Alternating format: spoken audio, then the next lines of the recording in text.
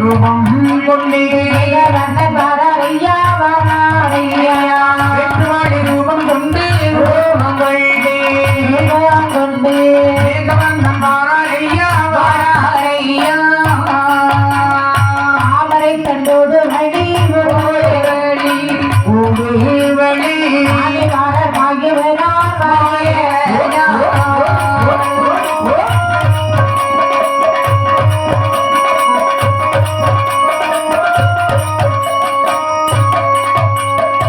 தாமரை தண்டோடு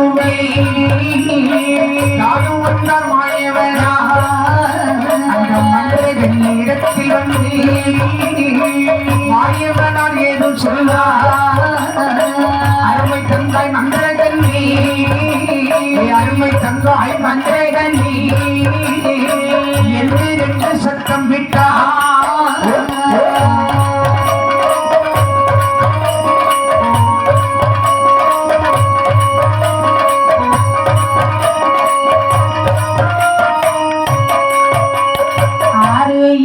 என்பதை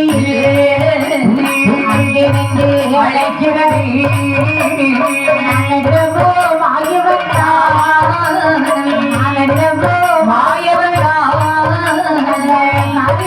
கொண்டு வந்தே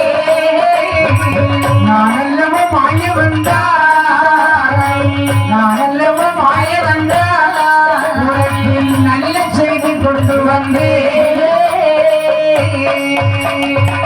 மாயவன் நினைக்கின்றார் கீழ்லோகம் ஆனதிலே போக வேண்டுமே, ஆனால் தாமரைத்தண்டு ஓடு வழியாக தானே போக முடியும் என்ற அச்சுதன் பச்சைமான் ஒரு இடை சிறுத்த வேட்டுவாள். அது என்னென்ன வேட்டுவாளி? அதான் வெங்கல வாளி பார்த்திருக்கோம், செம்பு வாளி பார்த்திருக்கோம், சில்வர் வாளி பார்த்திருக்கோம். அப்படித்தானக்கா? ஆமா. புதுசா இருக்க வேட்டுவாளி.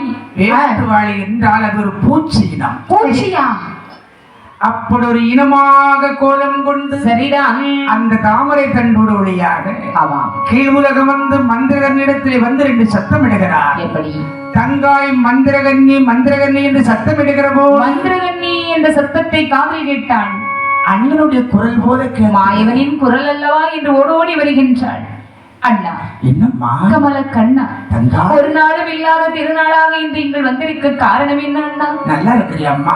நலம்தான் அண்ணா. உன்னால் ஒரு உதவி வேண்டும், அதனால் வந்தேன். அண்ணா, இல்லம்மா, இந்த உலகத்தை ஆளக்கூடிய ஜெகநாதன் நீங்கள், உங்களுக்கு என்னால் உதவியாக வேண்டுமா? என்ன உதவியாக வேண்டி இருக்கிறது? அதாவது என்ன? ஒன்றுமில்லை, மேல் உலகம் எல்லாம் அழிந்தது. அது உனக்கு தெரியுமா? உலகம் அழிந்து விட்டதா? எப்படி என்னால் அழிந்து போனது? அந்த ஒரு நாள் நீங்கள் சொன்ன நினைவு வருகின்றது அண்ணா. எப்படி?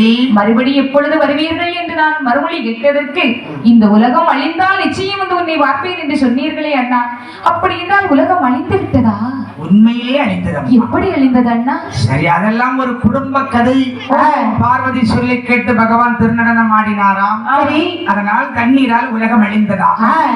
எனக்கு என்ன உதவி நீ செய்ய வேண்டுமா? உங்களுக்கு என்ன செய்ய வேண்டும் அண்ணா? உன் திருக்கரத்தால் எனக்கு ஒரு விடி மண் மட்டும் தர வேண்டும். அண்ணா, நீங்கள் கேட்டா ஒரு விடி மண் என்னன்னா, ஒரு லாரி மண் தருகின்றேன்.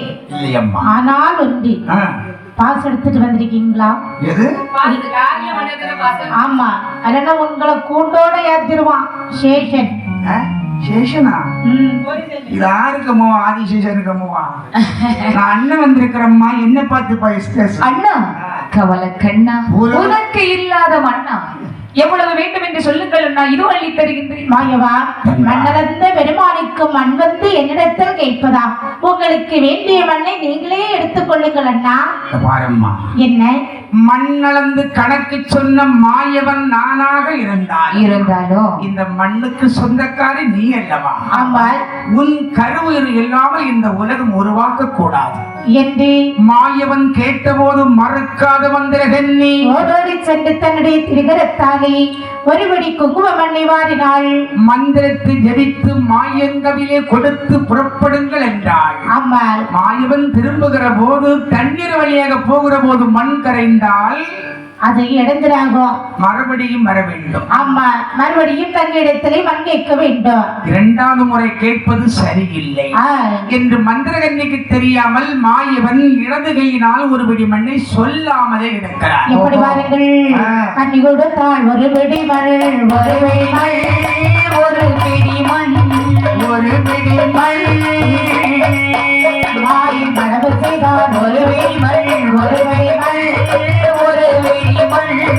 கண்ணி கொடுத்தாள் ஒரு பிடி மண், ஒரு பிடி மண், ஒரு பிடி மண், ஒரு பிடி மண். மாயின் மரபு செய்தார் ஒரு பிடி மண், ஒரு பிடி மண், ஒரு பிடி மண். இரண்டு பிடி வெள்ளம் கொண்டு சொல்லு இன்னொன்று சொல்லு, அது கடலில் வாரபோது கொஞ்சம் தூக்கி சொல்லு. அன்னை கொடுத்தவன் கருவுருவாய், கருவுருவாய், கருவுருவாய், கருவுருவாய். மழவு செய்தவன் கரைந்தோட, கரைந்தோட, கரைந்தோட.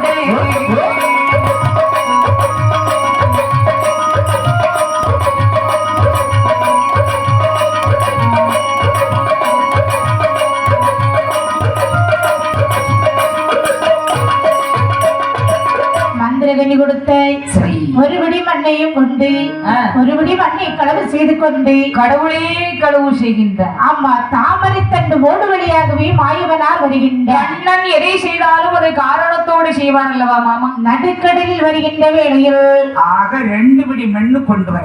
ஆமா, வரும்போது கண்ணி கொடுத்த மண் கருவுருவாக இருக்குது. மாயின் களவு செய்த மண்ணானது தண்ணீரிலே கரைந்து விடுகிறதா? ஆமா, கொண்டு வந்த மண்ணை உடையவனார் முன்னிலை வைக்கிற போது கண்ணருக்கு ஒரு எண்ணம், என்னை சொல்லாம ஒரு பிடி மண் எடுத்தோமே, என்னாச்சு? நடுக்கடல்ல கரைஞ்சு போச்சு. அப்ப களவு செய்த முதல் களவிட்டு கண்ணிக்கு போலும் உதவாது. களவு செய்தார் களவினால் ஆகிய ஆக்கம் அளவறிந்து ஆவது போல தோன்றி கெடும். இதெல்லாம் உலகத்து மக்களுக்கு உணர்த்து வைத்து சரி, ஆமா, கொண்டு வந்த மண்ணை குருவரனார் முன்னிலை வைத்து சரி, அத்தான் என்னை நீங்கள் கேட்டபடி ஒருபடி மண் கொண்டு வந்தேன். ஆமா, அதான் என்னை சரி, நீங்கள் சென்று வாருங்கள் ஆமா என்று மகாவிஷ்ணு வைகுண்ட லோகத்துக்கு புறப்பட மாப்பிள மண்ணள்ளி வச்சுட்டு போயிருக்காரு. சிவபெருமான் 4 பிடி ஒரு பிடி மண்ணை எடுத்து 4 பங்கு வைக்கிறார். எப்படி பாருங்கள், சொல்லுங்க. கொண்டு வந்த மன்னதையோ, கொண்டு வந்த மன்னதையோ ஒரு நாளை பங்கு வைத்தார். கொண்டு வந்த மன்னரையோ, மாயவன் கொண்டு வந்த மன்னரையோ 4 பங்கு வைத்தார். ஒரு பங்கு மண்ணெடுத்து ஆரமாக தகடைத்தார். மற்றொரு பங்கெடுத்து உண்மையாக தகடைத்தார். ஒரு பங்கெடுத்து அழகாக தகடைத்தார். ஒரு பங்கெடுத்து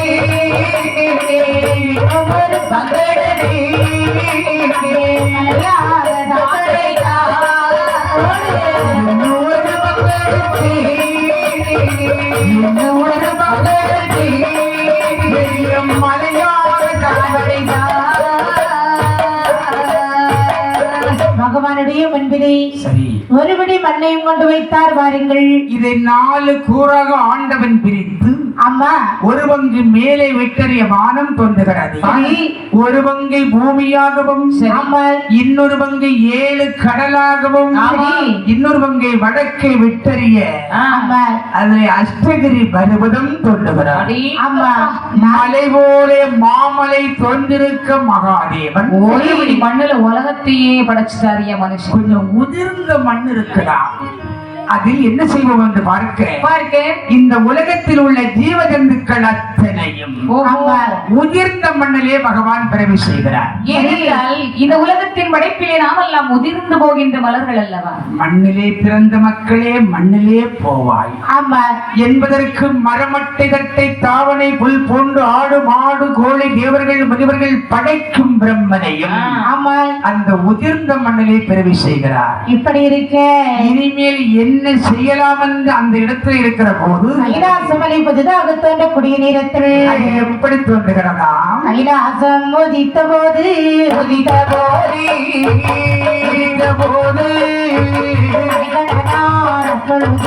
அப்பொழுது கைலாயம் முடித்த போது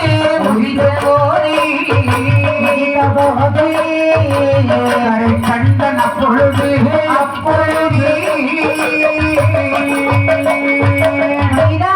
மனமகிழ்ந்து மனமகிழ்ந்து